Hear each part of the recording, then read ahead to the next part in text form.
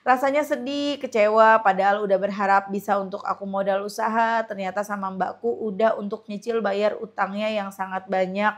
Sudah menjual warisan orang tua tapi utangnya masih kurang, ya Allah. Sedih ya jadi Mbak Mbak Nisa ya.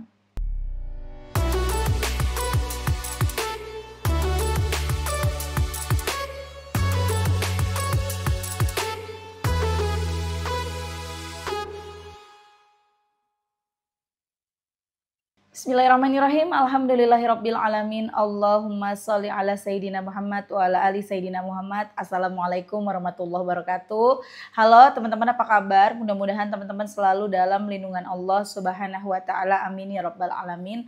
Alhamdulillah, kali ini aku akan sharing lagi pengalaman sholawat dari teman-teman kita. Tapi sebelumnya buat teman-teman yang punya kisah keajaiban sholawat, langsung aja kirim ke email aku meliza.arnelia@gmail.com. Kalau bingung cara kirim email gimana, ini caranya. Nah, kamu klik Gmailnya, kemudian kamu klik tulis. Nah, di kepada tuh kamu masukin atau ketik email yang kamu tuju. Email aku meliza.arnelia@gmail.com.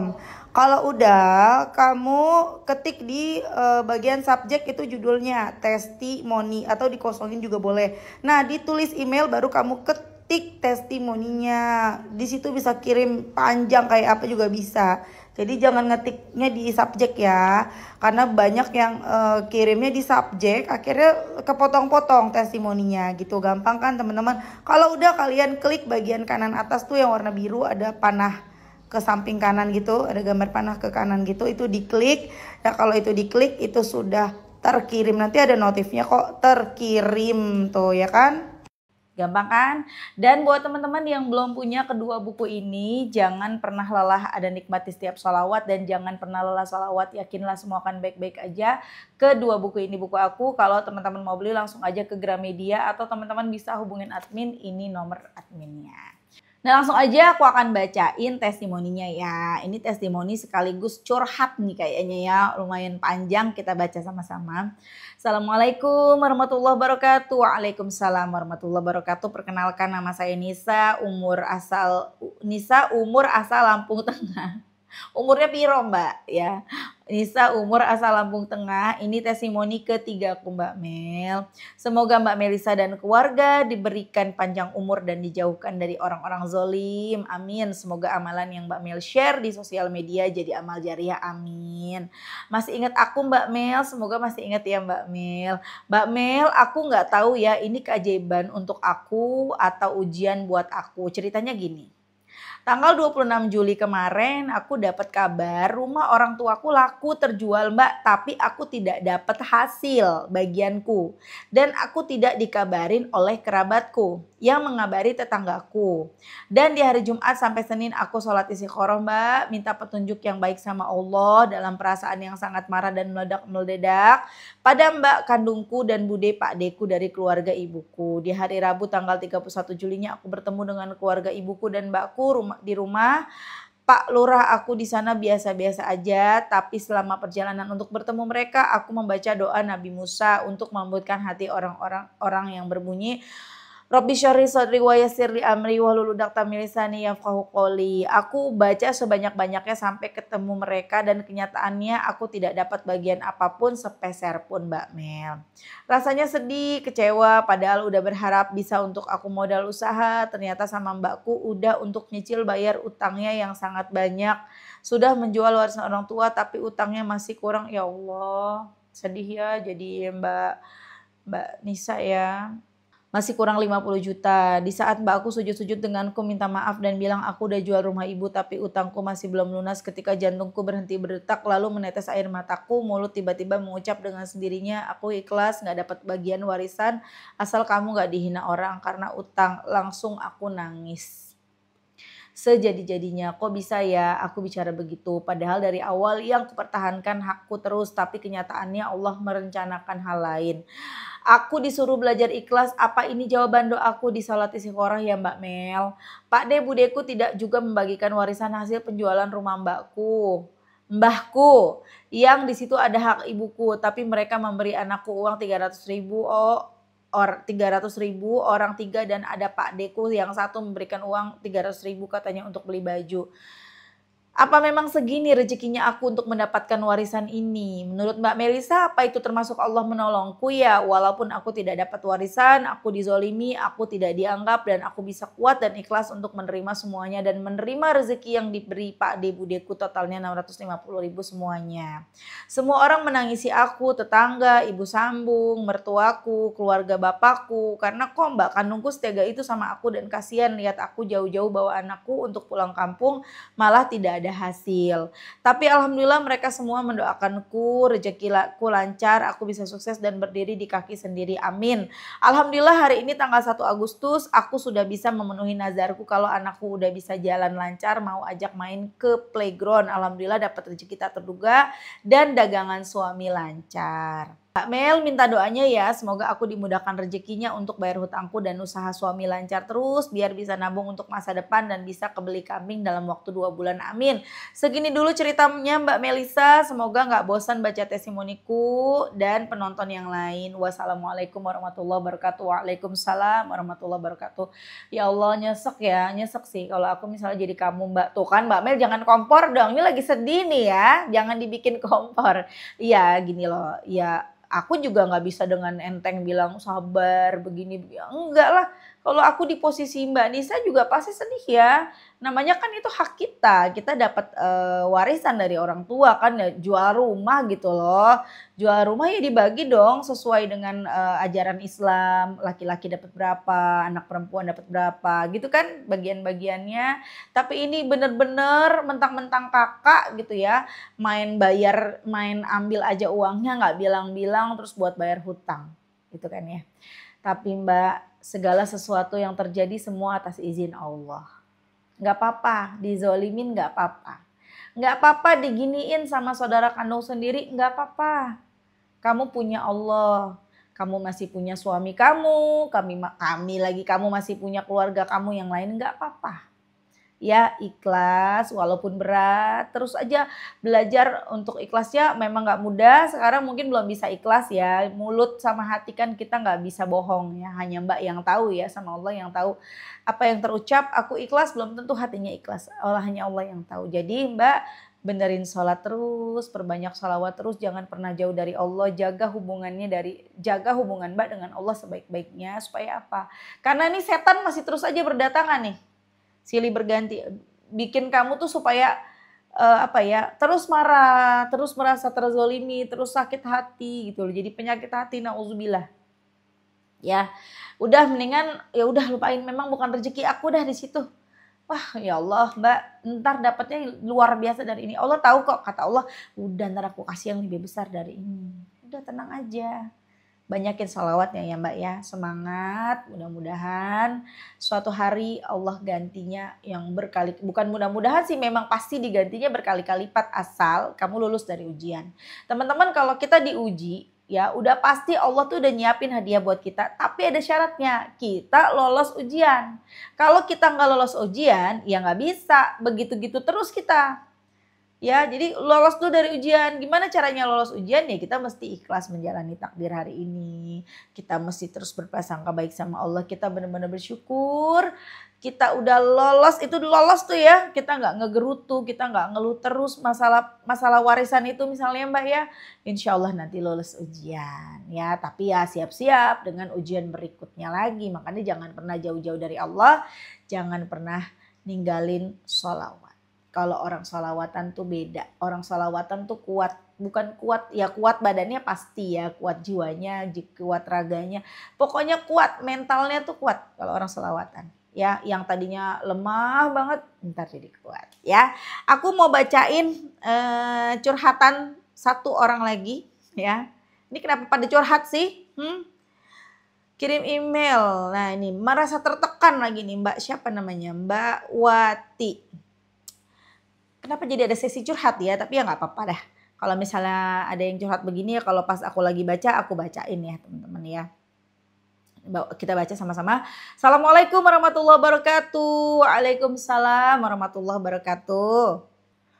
Maaf Kak Mel, ini kesekian kalinya saya kirim email ke Kak Mel. Saya Wati dari Jogja. Kak Mel, saya merasa tertekan dengan sikap dan mulut mertua saya. Ayo loh.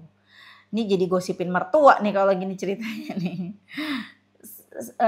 yang suka merendahkan saya sekeluarga. Jika suami ikut membantu pekerjaan rumah tangga, mertua suka mencaci saya di belakang saya dan ngomongin ke tetangga. Kalau saya ini pemalas dan lain-lain yang buruk-buruk tentang saya. Padahal kami sudah beda atap tapi rumah masih berhimpitan. Disusul dengan adik ipar yang suka mengumbar kekurangan saya ke tetangga. Sehingga semua tetangga saya tidak menyukai saya. Padahal Kak Mel, saya pernah ngepel rumah mertua. Lalu adik ipar saya masuk rumah sambil pakai tuh sepatu gitu aja cuek. Terus di belakang saya adik ipar saya pernah jelek-jelekin saya di depan anak-anak saya. Terus lagi pas ada tamu anak saya dijelek-jelekin di depan tamu karena anak saya menurut dia tidak lebih pintar dari anaknya. Anak saya dikata-katain dan dipermalukan di depan tamu padahal di situ ada suami saya. Saya yang mendengar itu dari rumah saya langsung saya samperin. Hatiku hancur, mereka nggak sadar hal tersebut dapat membuat mental anakku hancur. Setengah dengan muka marah aku langsung menyuruh anakku pulang. Kalau enggak aku paksa pulang Kak Mel. Mulut adik iparku enggak diam-diam jelekin anakku. Setelah aku ajak pulang anakku Kak Mel, mulut adik iparku terus diem. Ngeselin ya nih iparnya ya. Kak Mel, akibat sikap mertua dan adik iparku yang selalu nyakitin perasaanku, bagaimana solusi yang terbaik Kak Mel? Tetanggaku kena toksik mereka dan jadi ikut-ikutan membenci. Selama ini aku diam, aku pun mulai dicuekin sama tetanggaku, memilih untuk berdiam di rumah Kak Mel, hatiku sakit. Apakah jalan terbaik aku menjauh dari mereka? Sepeser pun aku belum punya simpanan untuk beli rumah agar bisa pindah dari situ Kak Mel. Hatiku yang terlalu sering disakiti pernah membawa aku ingin cerai dengan suami. Dulu saya pernah dituduh minggat, disuruh pergi dari rumah oleh bapak mertuaku. Bapak mertuaku tipe orang yang suka marah, dia dukun kejawen, tamunya ada yang minta pasang susuk, pengelarisan pelet dan lain-lain. Kamel, bapak mertuaku kini sudah meninggal. Saya takut suami saya diturunin kodam ilmu bapaknya. Saya pengen cerai Kak, bila itu yang terbaik untuk saya. Tapi saya nggak tahu jalannya anak saya 2 Kamel, SMA dan SD. Keluarga suamiku merendahkan saya lantaran saya orang berpenyakit jiwa. Saya Wati Kak Mel yang pernah cerita tentang judul email pengalaman mistis. Masih ingat Kak Mel? Terus saya diberi Kak Mel amalan untuk baca salawat Ibrahimiyah. Tubuh seperti dikuasai makhluk tapi hati tidak, sehingga bisa lihat semua kejadian dan dialog apa yang keluar dari mulut ini. Yang pada akhirnya makhluk ini masuk Islam gitu Kak Mel. Kak, yang tidak aku tahankan di sini adalah sikap dan mulut ibu mertua serta adik ipar, akibatnya para tetangga yang masih ada hubungan saudara dengan mereka ikut membenci. Tolong Kak Mel beri saya masukan dan doanya, terima kasih sudah bersedia membaca email saya yang panjang ini. Oke. Kalau nanya sama aku ya solusinya satu, baca sholawat. Ya ini ujian buat Mbak Wati, semua orang diuji. Tadi ujiannya Mbak yang satunya Mbak siapa? Sebelumnya yang aku baca ya, maaf ya lupa ya. Ujiannya berupa Mbak Nisa kalau nggak salah namanya. Ujiannya berupa ya saudara kandungnya nggak ngasih warisan gitu kan ya. Nah kalau ini saudara dari suami ya, keluarga suami, ipar, mertua, macem-macem Mbak. Ada yang mertuanya baik, iparnya kayak besti, mertuanya kayak besti, suaminya dajal. Ya Allah Mbak Mil mulutnya ya. Ada yang suaminya baik, mertuanya baik, iparnya baik, anaknya belum dikasih sama Allah. Semua orang diuji Mbak. Dan sekarang nih Mbak diuji seperti ini, Allah tahu Mbak bisa ngejalaninnya. Kalau aku yang dikasih mungkin aku nggak bisa ngejalaninnya gitu loh. Ujian kita tidak pernah tertukar, semua sudah sesuai takarannya dari Allah. Allah tahu nih takarannya aku segini, takarannya kamu segitu gitu loh. Ya, perbanyak baca sholawat. Udah baca aja terus di dalam hati sholawat Ibrahimiyah. Kalau bisa saran aku nih ya, kamu baca 1000. Udah tujuannya satu aja udah.